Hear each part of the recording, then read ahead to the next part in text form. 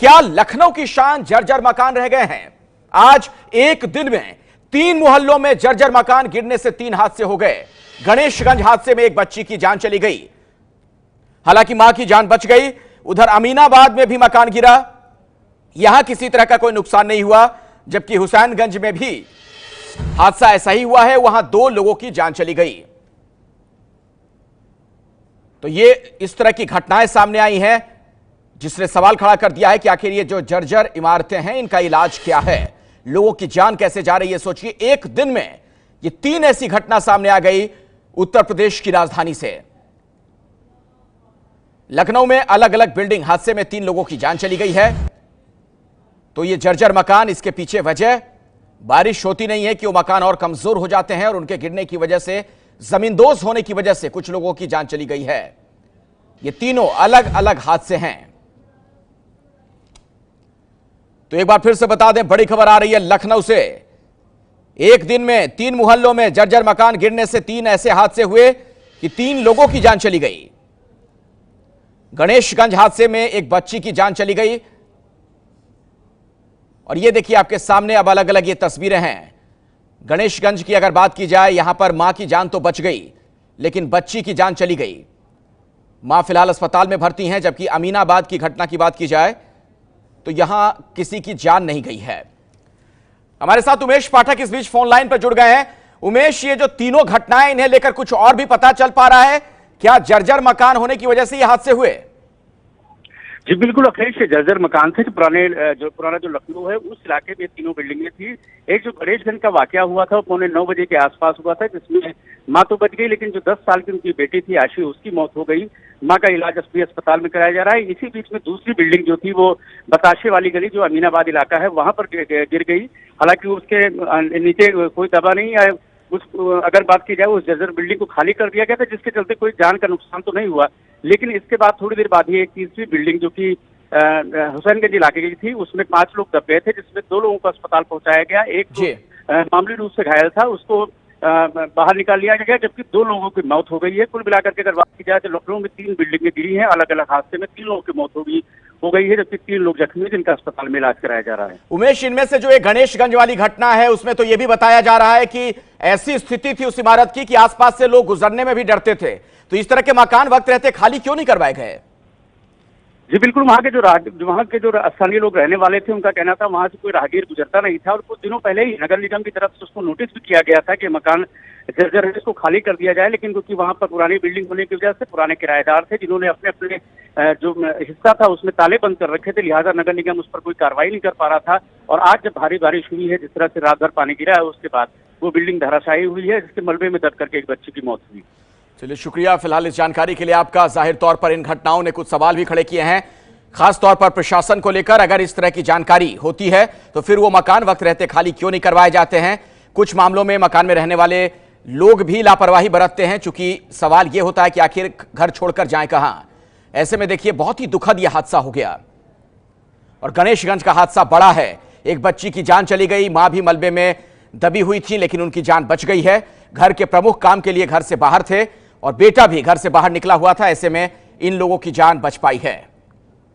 लखनऊ के पुराने गणेशगंज इलाके में एक जर्जर बिल्डिंग की धराशायी हो जाने से एक बच्ची की मौत हो गई, जबकि उसकी मां जिंदगी और मौत की लड़ाई लड़ रही है। अभी भी अस्पताल में आप देख सकते हैं, ये वो बिल्डिंग है जो कि जर्जर बिल्डिंग थी, धराशायी हुई है भारी बारिश के चलते हुए। जिस तरीके से लखनऊ में लगातार 2-3 दिनों से बारिश हो रही है और पूरी रात जब बारिश हुई है, उसके बाद ये जो जर्जर बिल्डिंग थी ये धराशायी हो गई।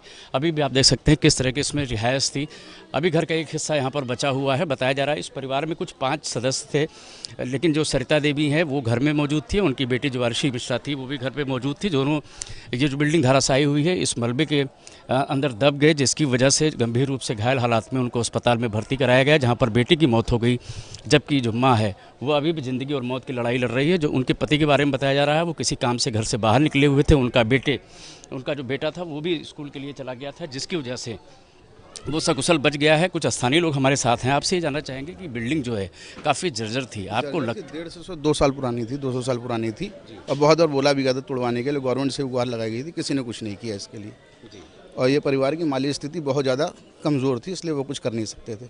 बस 10 कदम आगे बढ़ा, मेरे सामने भी बिल्डिंग गिर के धराशायी हो गई। तो किस तरह हालात थे उसमें? उस समय एकदम हड़कम का माहौल था, अगल बगल वाले बेचारे निकले, आगे बिजली का खंभा भी ब्लास्ट किया था उस समय, क्योंकि पूरा ये तार था, तार भी गिरा था। अच्छा, पुलिस ने पूरी तस्दीक कर ली, उनका कहना है कि अब कोई राहगीर इसमें फंसा नहीं हो सकता, क्योंकि आप मौके पर मौजूद थे उस समय। नहीं, उस समय इधर कोई नहीं था, इसके नीचे कोई नहीं था, मैं था उस समय जी। और पुलिस भी कह रही कोई नहीं है बस। आपसे ये जानना चाहेंगे, पुलिस का कितनी देर बाद आई, प्रशासन के लोग कितनी देर बाद आए? 35 की घटना है, पुलिस 9 सवा 9 बजे करीब आई है बस। क्या इस इलाके में इस तरह की बिल्डिंगें और है जिनसे डर बना रहता है? एक यहीं पे आगे एक और बिल्डिंग है, वो भी धराशायी है, शुक्ला जी की बिल्डिंग, उनसे भी कहा गया है, वो भी कुछ नहीं कर रहे हैं, मकान छोड़ के चले गए हैं। तो ये बिल्डिंगें आपको लगता है कि जो लोग घर छोड़ करके चले गए राहगीरों के लिए, तो तब भी बहुत खतरा है? ज़्यादा खतरा है। तो आप देख सकते हैं कि किस तरीके से ये मंजर है, किस तरीके से वो उस समय नज़ारा रहा होगा जिस वक्त ये बिल्डिंग धराशायी हुई है, ये इमारत धराशायी हुई है और इसकी जद में आकर के एक बच्चे की मौत हो गई, जबकि माँ अस्पताल में अभी भी ज़िंदगी और मौत की लड़ाई लड़ रही है। पुराने अगर लखनऊ की अगर बात की जाए तो तमाम इस तरह की बिल्डिंगें हैं।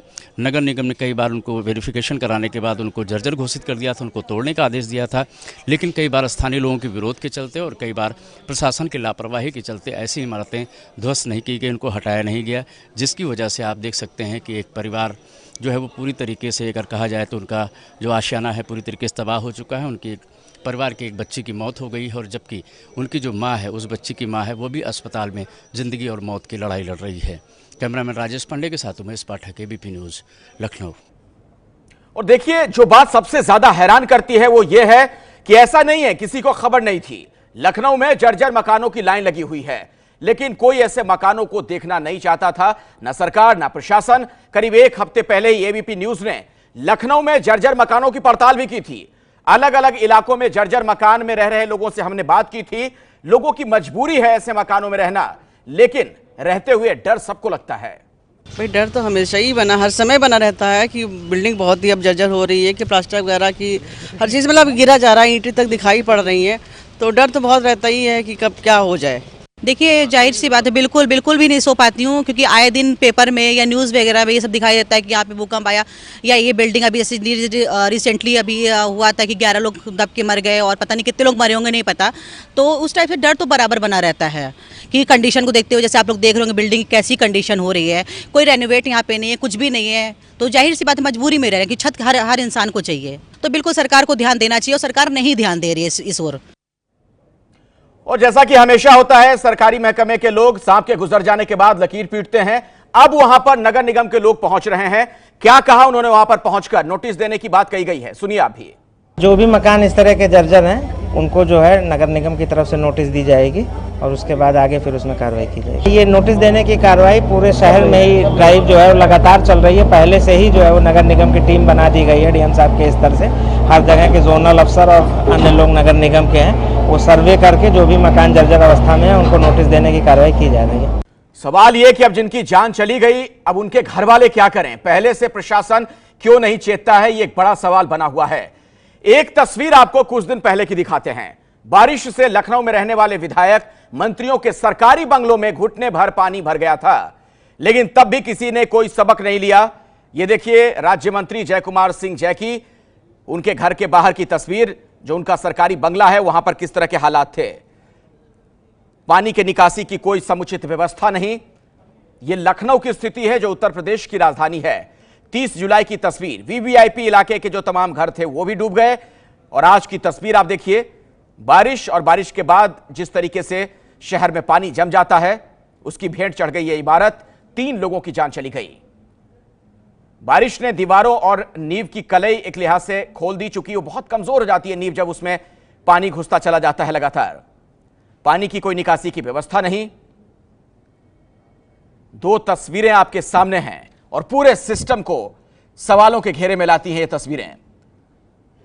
पहली तस्वीर भी बहुत चौंकाती है कि लखनऊ के जो वीवीआईपी इलाके हैं वहां तक पानी जमा रहता है, रुका रहता है, वहां भी पानी निकालने की कोई व्यवस्था नहीं।